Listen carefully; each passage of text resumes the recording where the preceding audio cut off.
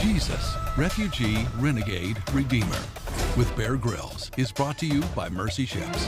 mercyships.org. Be part of the adventure.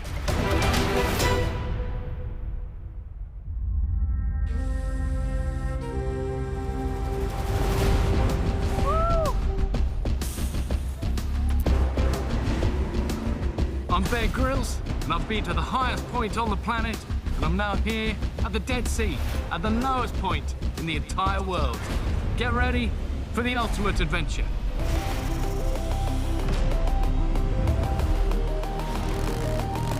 I'm in Israel, following the footsteps of a man who changed the entire world forever. The Refugee, the Renegade, and the Redeemer, Jesus of Nazareth.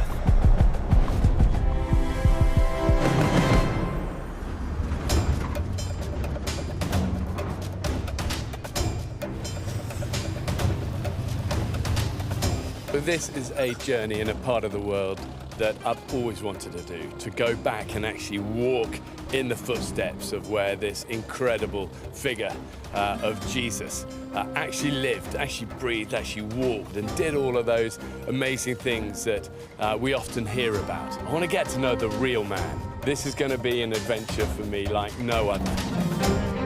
On most of my adventures, I try to give people a glimpse of what goes on behind the scenes. Today, I'm taking you behind the story. You'll see more from the places I went, the people I met, and the miracles I encountered on this adventure that was 2,000 years in the making. November, 2 minutes, report jumping away, and good luck. Let's find out why they call the Jesus story the greatest story ever told. Below me is the Holy Land. Nowadays it's called Israel, and a lot of it is wild.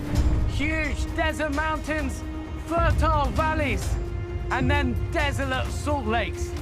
It's considered a holy place for 3 of the world's major religions, and is home to a man who changed the course of history. He was a humble, poor builder and carpenter, a man called Jesus of Nazareth. Okay, we're ready to go. I've been told that the best experiences in life, first of all, require a leap of faith. Okay, let's do this!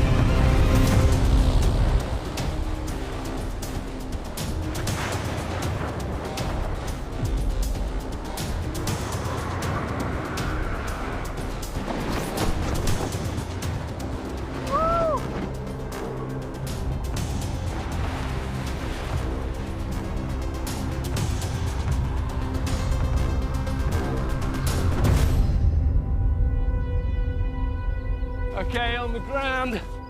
Motorbike's there. Time to get this adventure going.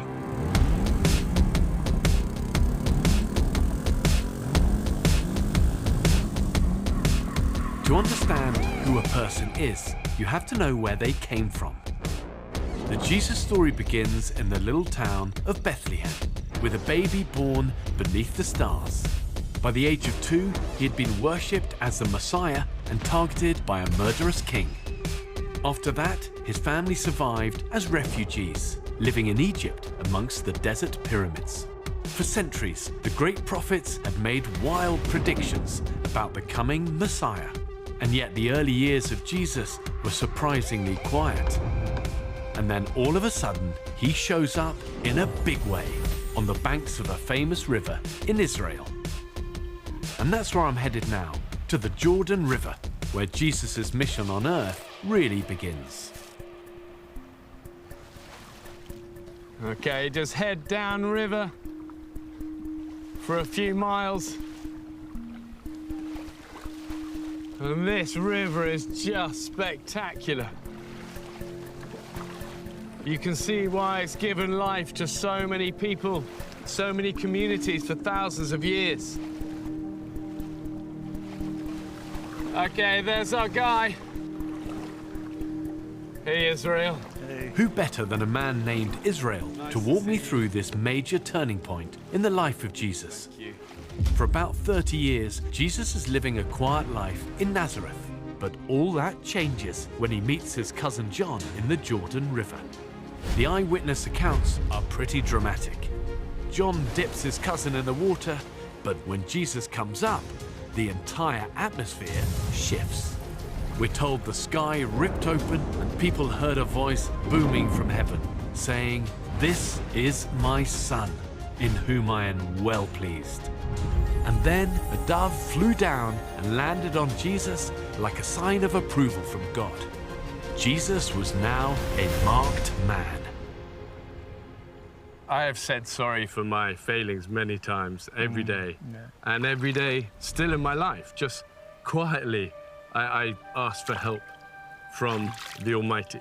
So, I guess for like wherever people are, you can show me what a baptism will go through, and people can take it wherever they are in their life. Amen. I baptize him in the name of the Father, the Son, and the Holy Spirit.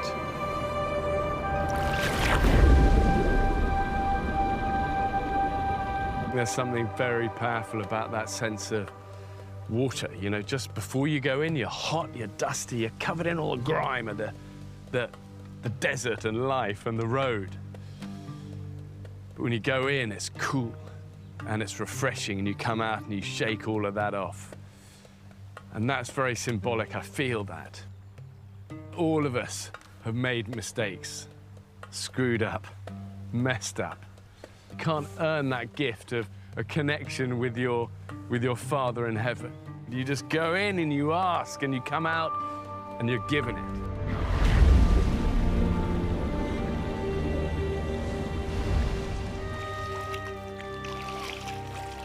And then look, you brought some, what's that, honey?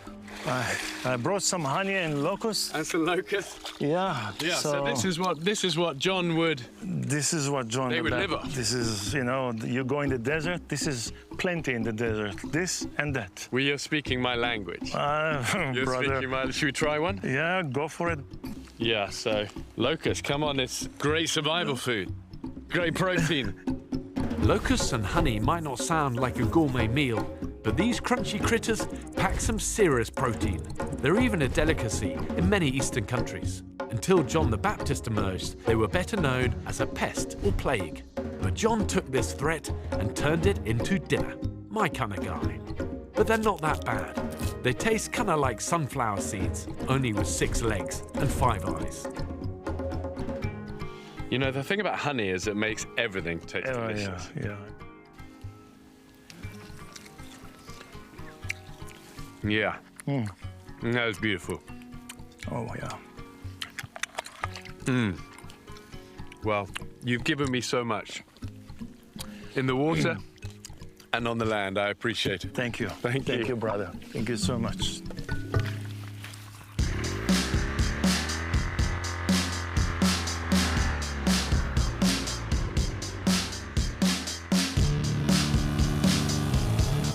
Feeling refreshed and renewed from these sacred waters, I'm headed south to experience one of the wildest moments in the Jesus story. After his baptism in the Jordan, Jesus had officially arrived on the scene. This is a moment the Jews had been waiting for. Their Messiah had come. In today's world, this is when you seize political power. But once again, Jesus defies expectations. In the ultimate renegade move, he retreats from the limelight and spends 40 days in the Judean wilderness, completely alone. That's where I'm going next. Okay, from here on foot. The Judean wilderness is over 1,500 square kilometers of wild desert. Actually, in Hebrew, it translates literally to the wild land. And you can kind of see why. Water here is super scarce and the wildlife unforgiving. You've got wolves, you've got lynxes, scorpions, vipers. You name it, this place is going to test you. Jesus came out here by himself. No food, only water for 40 days. Talk about hardcore. But there's more. Towards the end of this trial, when Jesus was no doubt at his weakest, he'd come face to face with his greatest adversary. For Jesus, this wasn't just a test of his physical endurance. It was a test of spiritual endurance. Jesus would need this type of fortitude for the path that lay ahead of him. And I have a feeling I will too.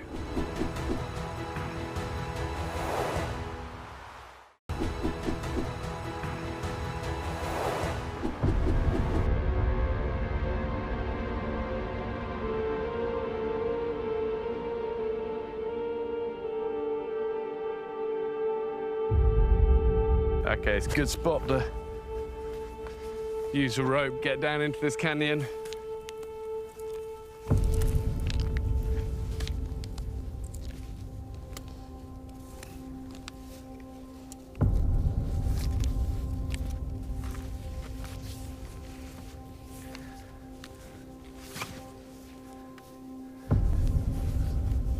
Okay, get a harness on, get down there.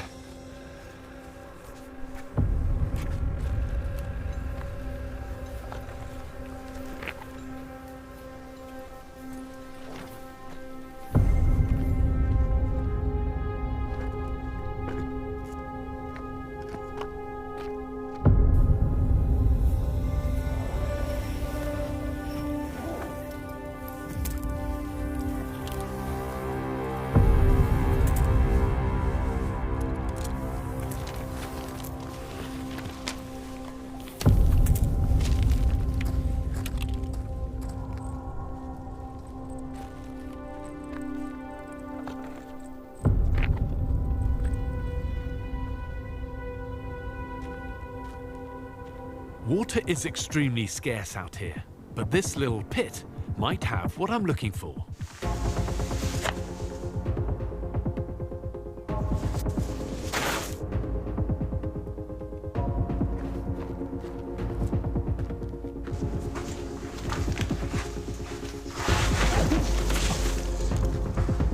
Oh, we found water. Look. That's because it was slippy. Look, it's wetter, damper here. A little bit there. Least you can do, just get your bandana and drench it and cool yourself. And then just suck the moisture out of that. And at least it's going to filter it a little bit through the material.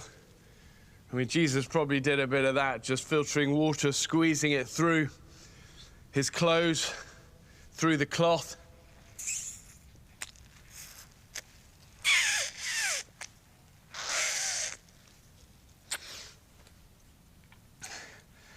It's not going to be perfect, but it's going to do something. Wow, and you can also see why Jesus talked about water being life-giving. Oh, just that is good.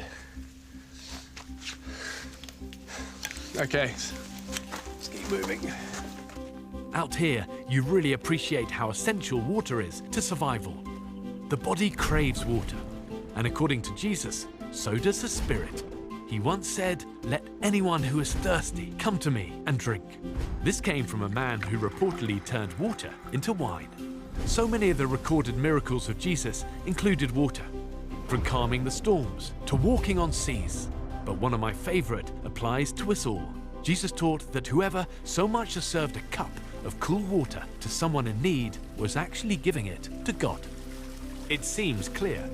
Water is life to the body and the spirit. Jesus once said, "Foxes have holes and the birds have nests, but the Son of Man has no place to lay his head." He would have looked for places to stay, just like this. This is certainly not how I'd imagined life for the Son of God. This wouldn't be a bad place to shelter. Look, it goes all the way into the rock here. That's going to give a little bit of protection. Jesus survived for 40 days without the food, but he definitely needed the shelter and definitely needed fluids. People find it hard being on their own for like an afternoon. You know, 40 days out in the rock and thorns and harsh environment of this desert. That's a long time. Do you feel everything? All that fear, all that loneliness? My impression is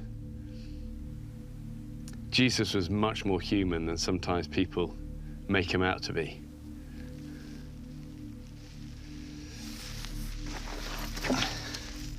Okay, enough yakking. I need a rest. Oh. Everything hurts. Not a place to be on your own, really. Not for long. Just being out here at nighttime, you feel the isolation. The wilderness reduces you to your most primitive needs. Jesus endured a literal wilderness, but in life, we all face seasons of drought, loneliness, and lack. The wilderness is a place of just enough, where our character is forged, where we must rely on our instincts and learn to trust in a higher power. This is where you find out who you really are.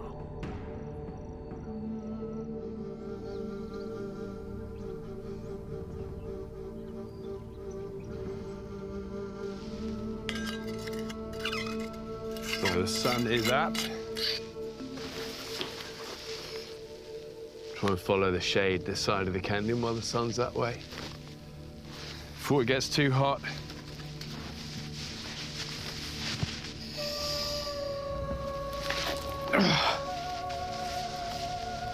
Okay, heading west.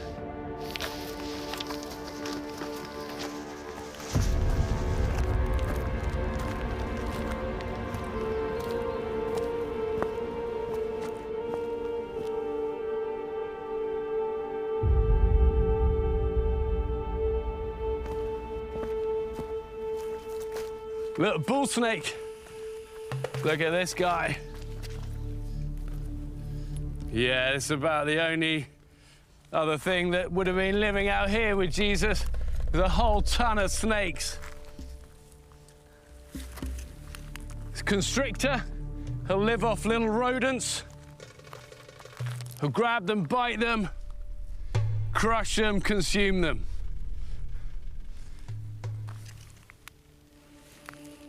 I wouldn't want to spend 40 days with these as my only companions, that's for sure. Desert survival, not for the faint-hearted. Jesus faced his share of enemies during his time on earth, but as the story goes, he confronted his greatest enemy in the wilderness, the tempter, the evil one. Jesus called him the father of lies, Satan. He's often portrayed as a serpent, cunning, deadly, and ready to strike. The Gospels tell us Jesus faced 3 great temptations. The first, to satisfy his hunger by turning stones into bread. Next, to claim power over the earth by bowing down to Satan. And finally, to prove his divinity by leaping off a cliff and summoning angels to catch him. Each temptation Jesus denied. Even here, away from the eyes of the world, Jesus remained committed to lead a life free of earthly ambition. And that's where the tempter got him wrong. Jesus didn't come to conquer the world. He came to set it free.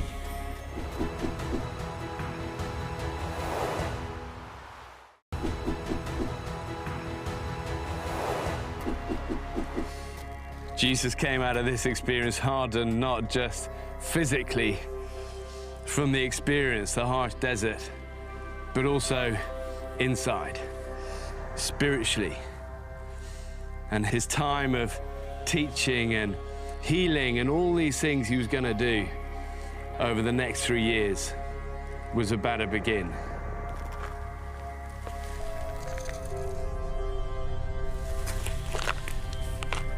The one place you don't ever want a snake is crawling up your trouser leg. It's time to leave this snake, the temptations behind. Come on.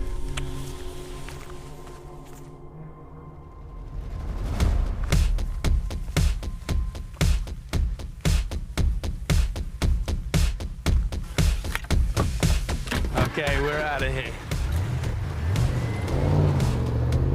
After his 40-day trial in the wilderness, Jesus set out on his world-changing mission.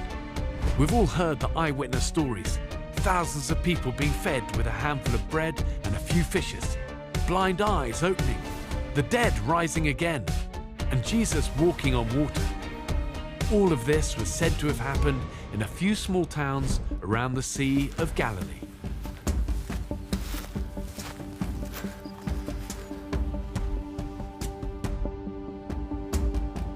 Mountains have always played such a big part in my life in, different ways, and there's something about sometimes just getting away, getting up high, getting that perspective.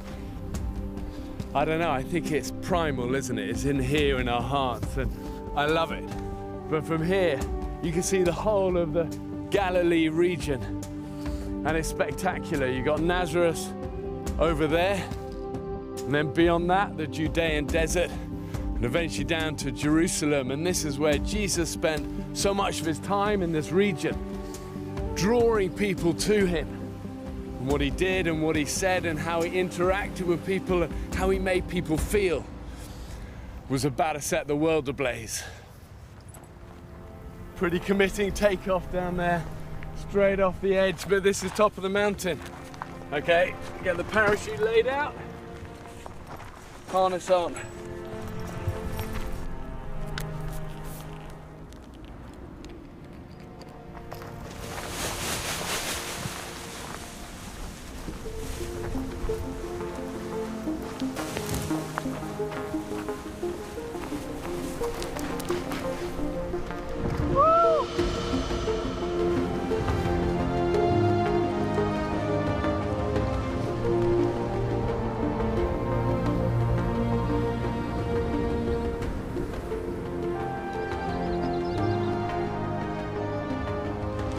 The life of Jesus was filled with mountain highs and valley lows. And if I'm following in his footsteps, I've got a lot of ground to cover.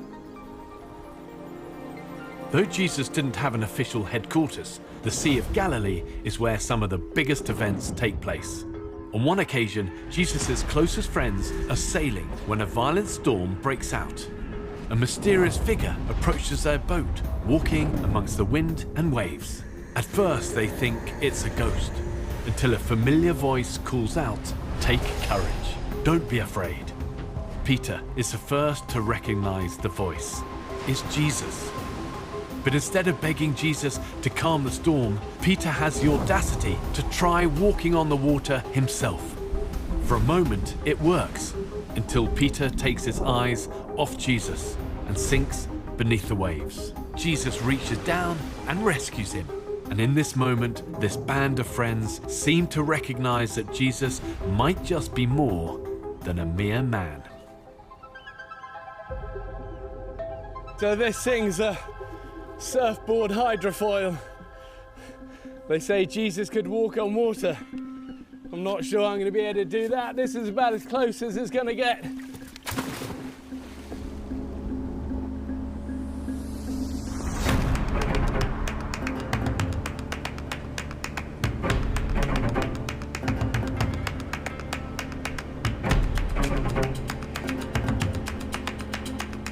So the shores of Galilee are a little further down the lake. That's where I'm heading, a place called Capernaum, where a lot of the action took place with Jesus. Started to get wild.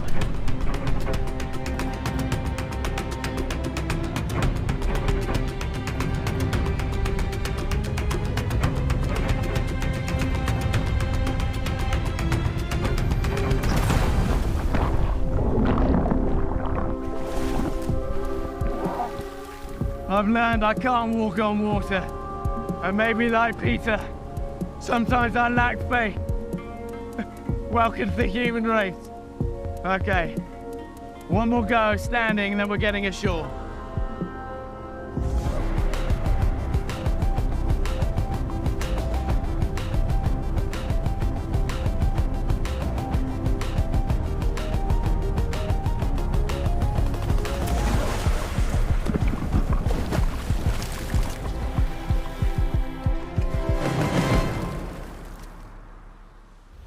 Centuries ago, Capernaum was abandoned and its exact location was lost.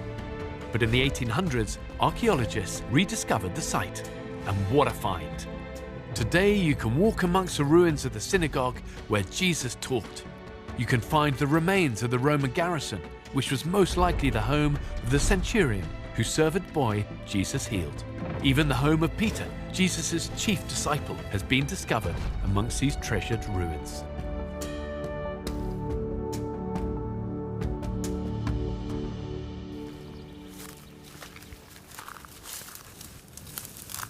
Look at this whole wall. And so much of this landscape is just littered with ruins.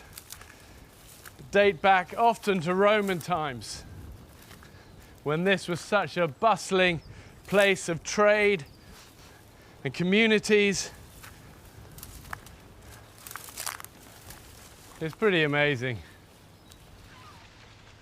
All around this region, archaeologists are still uncovering places where Jesus walked.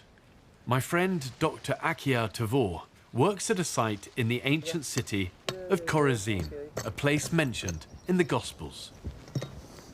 This site is a very special site, both because we know that Jesus preached here and we've got a nice village. We excavated and found remnants of what was the first century synagogue in which Jesus preached right here.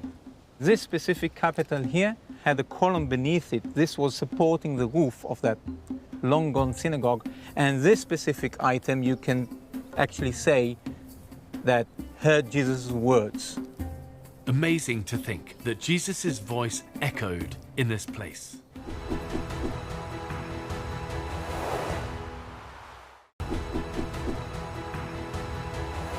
The neighboring town of Bethsaida is where Jesus was known to have fed thousands of people with a handful of fish and bread. It's also the birthplace of three of Jesus' closest friends. Professor Mordecai Aviam is an expert at this site. Bethsaida is the home place of three of Jesus' apostles, as it is written in the New Testament. Peter, the most important one, Andrew, his brother, and Philip. They were all born at the village of Bethsaida, which we identify right here. Here we are in a residential area. Those are excavations of one or two houses from the Roman period. You can see the walls, you can see the rooms. These are from the 2nd and 3rd centuries CE. But below them, we excavated the foundations of the 1st century, right down here.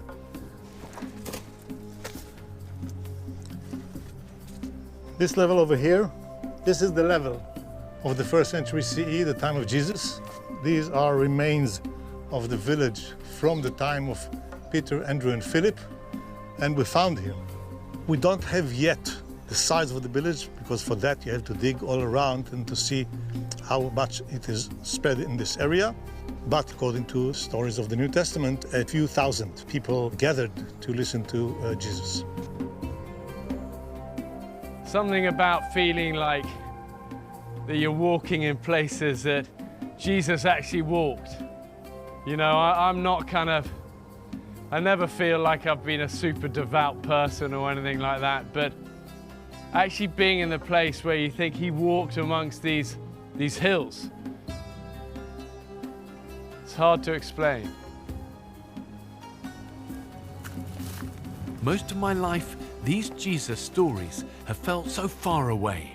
But being here, walking amongst the ruins on the very hillsides where Jesus taught, it makes these stories feel so close and alive.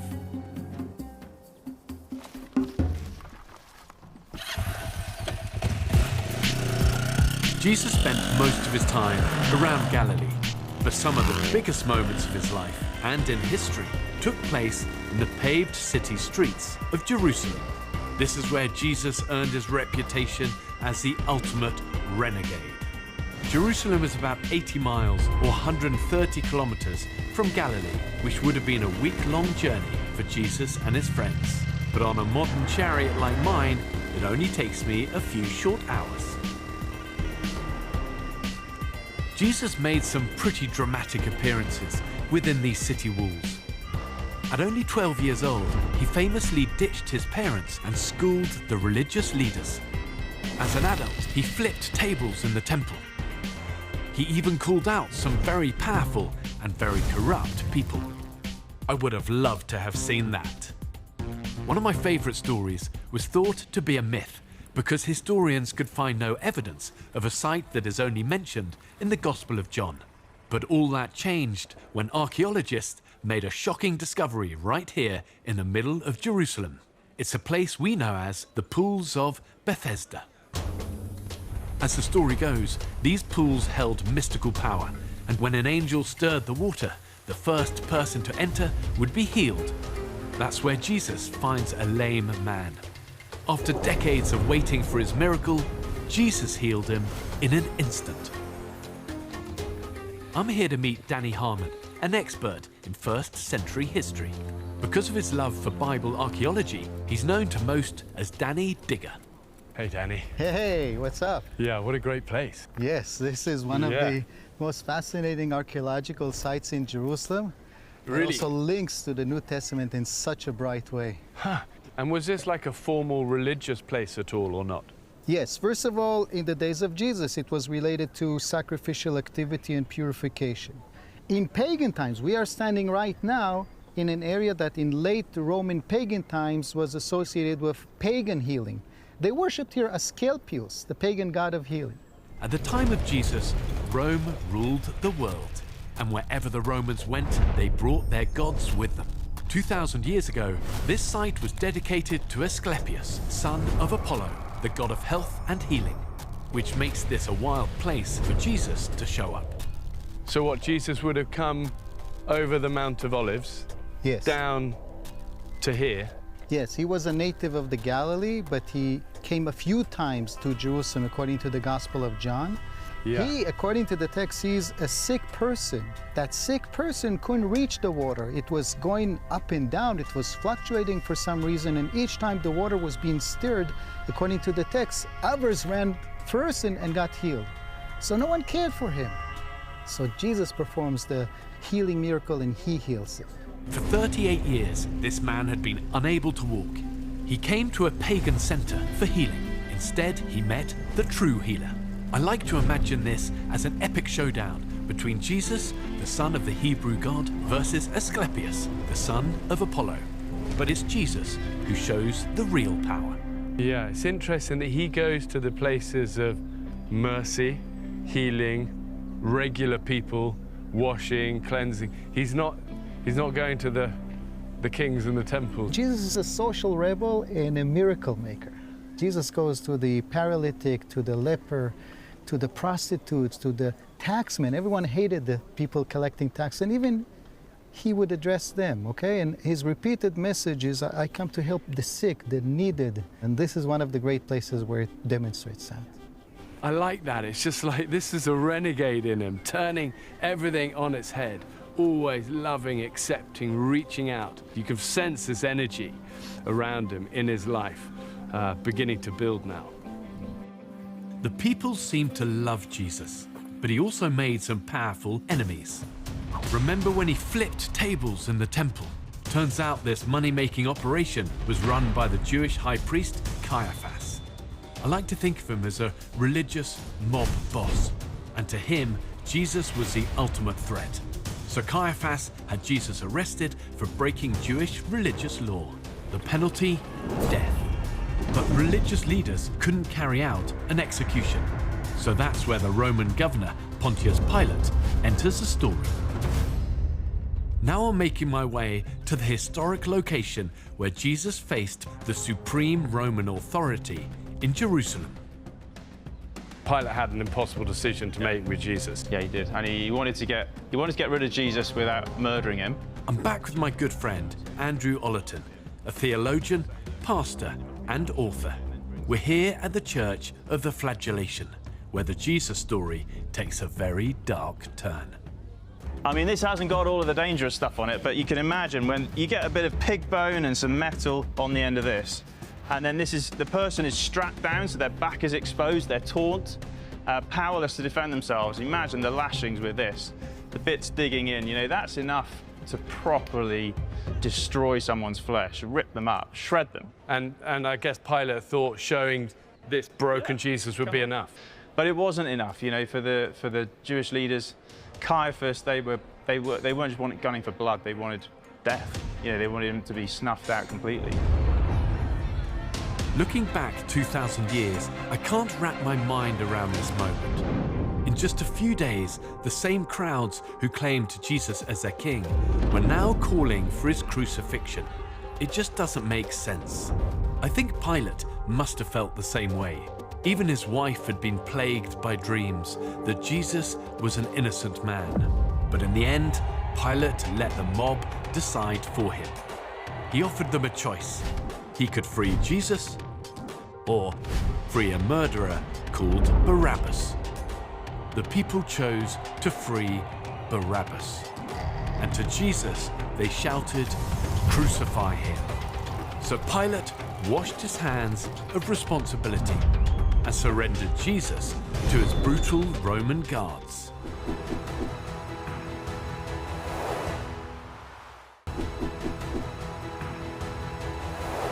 So, you know, you've probably heard of the crown of thorns, you know, something of that kind of detail was pressed down onto the skull of Jesus as a sort of mock crown. And there's this huge wooden beam that you have to carry. And what, the cross beam? The cross beam, yeah. So they make him carry it, part of the punishment.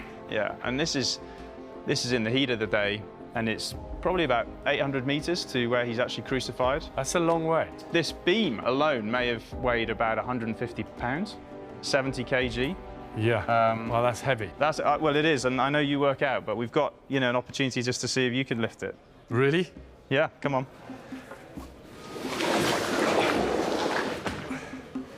Wow. Yeah.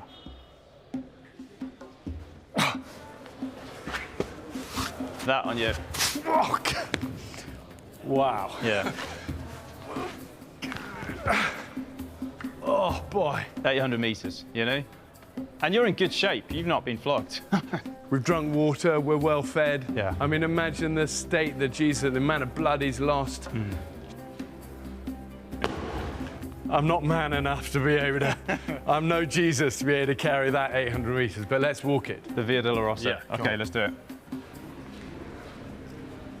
Jesus was a dead man walking. His path to crucifixion is called the Via Dolorosa, which means the way of suffering. Being here, walking on the very same path where Jesus carried his cross, it feels heavy and sacred. Along this winding road are 14 stations, each representing a key moment in Jesus' journey to death, from the trial before Pilate all the way to Golgotha, the site of the horrific crucifixion, death, and burial of Jesus.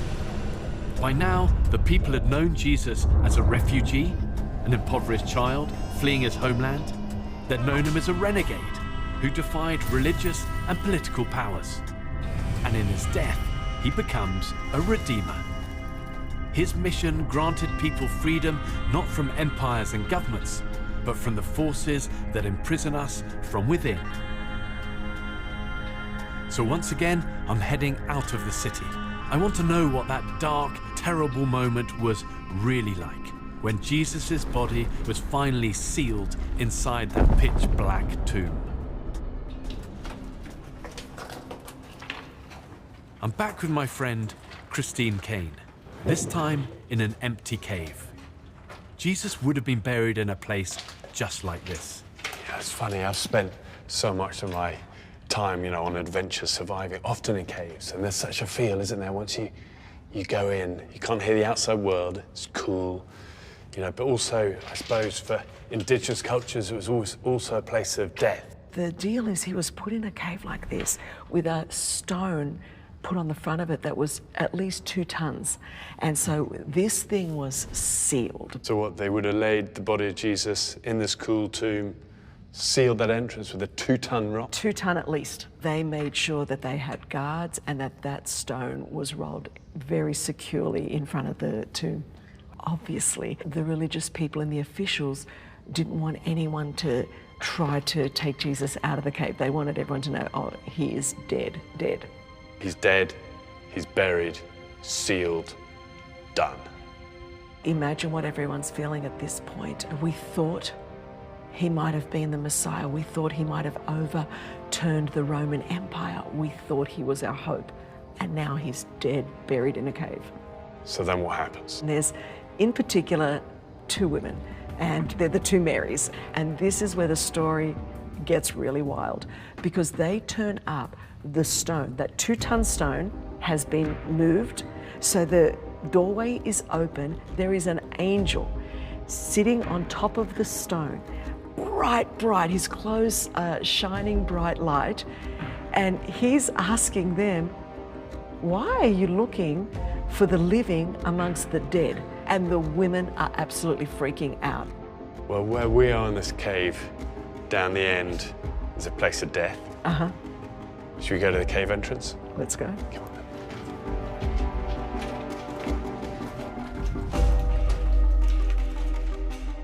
So what, they turn up here and the stone is just gone? They're gone, and there's an angel sitting on it. I mean, you got to understand how supernatural this is, but not only is he not dead, you got to laugh. He even folded his grave clothes and folded them and left them in there and said, peace out. But do you not think he could have, like, been half dead on the cross, and then, like, buried, rested, moved the rock out of the way, folded his clothes, and gone? I mean, just being a cynic, well, why not? Well, you know, it takes a heck of a lot more faith to believe that Jesus wasn't dead. I mean, we are talking Roman execution, crucifixion. I mean, the most barbaric form of execution ever in the history of humanity. There is not a possibility that Jesus wasn't dead. I find it interesting that you say the first people that discovered this were two women. This is a big deal because, you know, back in those times, a woman's testimony was never received in court. I mean, she had no rights. Really? Totally, yeah, you couldn't have done it. So here we have the resurrection of Jesus.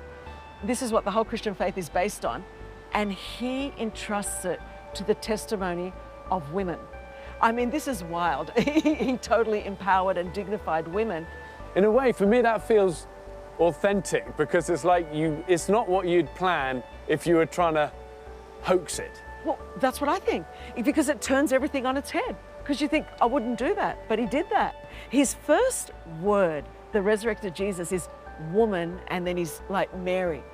As soon as she hears her name with his voice, she knows that this thing's real. And who else did he then appear to? Well, to the disciples, to Peter, to 500 other people. 500? Over 500 documented eyewitness accounts. There's something powerful about actually going inside this sort of place. It really is a place of death. It's cold, it's dark, it's where bodies were left sealed to decompose. And in any other story, this is where stories end. But for me, what is so intriguing, so powerful about this journey is that on this rare occasion, the tomb is actually just the beginning. The Jesus story reaches its epic high point at the Mount of Olives. In a final show of divinity, Jesus ascends into the heavens while his friends and followers watch. That's where he commissions them with a new mission. Go into all the world to tell his story, to share his love. He called this the good news, and to me, that's exactly what this is. The story of the great refugee, the renegade, and the redeemer, Jesus of Nazareth.